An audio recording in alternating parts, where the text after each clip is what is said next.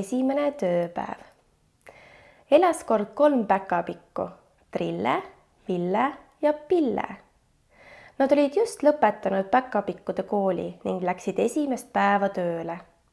Neil oli kaart, mille järgi nad pidid leidma õige klassi ja õige sussi, kuhu kommid panna. Kuna nad magasid sisse, siis jõudsid nad objektile natuke enne lõunat. Hoolsa Pille juhtimisel jõudsid nad sööklasse. Seal arvasid kannatamatud tuulepead Ville ja Trille, et on leidnud sussi ja hüppasid sinna sisse. Mõne hetke pärast avastasid nad ennast hapukapsapotist. Järgmisel hetkel olid nad juba ühe tüdruku taldrikul verivorstide kõrval. Päkapikkude õnneks jälestas tüdruk hapukapsast ning libistas selle salaja pingi alla. Trille ja Ville pistsid punuma, samal ajal jõudis väike ja traks Pille sihtmärgini, täitis ülesande ja avastas siis, et sõbrad on kadunud.